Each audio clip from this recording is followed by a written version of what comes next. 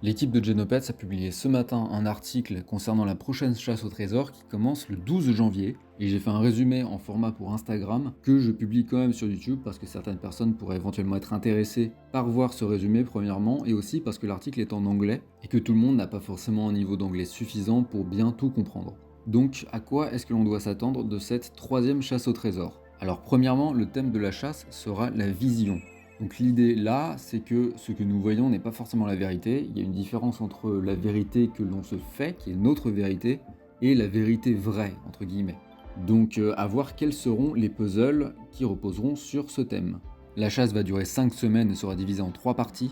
Il y aura 3 semaines de puzzles, une semaine avec un événement spécial, et une semaine pour que l'on puisse récupérer nos prix. En résolvant ces puzzles, on obtiendra du Kipu, ou du Kipu en bon français, mais personnellement je vais rester sur du Kipu. Et plus on résoudra ces puzzles rapidement, plus on obtiendra de Kipu.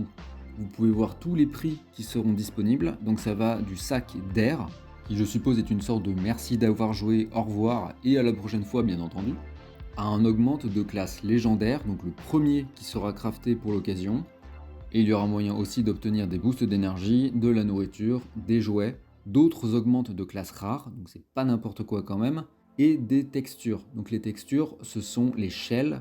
Donc là vous avez le Jurassic Shell, le Cetacea Shell et l'Aviana Shell.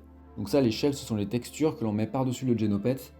Vous pouvez déjà voir ça avec les Aquapets qu'on a eu, qui ont une sorte de texture d'eau, d'aqua du coup par-dessus.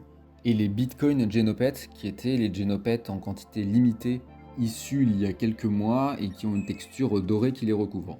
En termes de préparation, il sera nécessaire d'avoir 300 ki par semaine pour minter le Kipu. Il faudra du sol aussi pour les frais de transaction et il faudra 11 jeans par tirage au sort. Donc comment va se passer le tirage au sort? Vous allez devoir donner tout votre Kipu à la machine. Donc la machine Blink. Là vous avez deux options.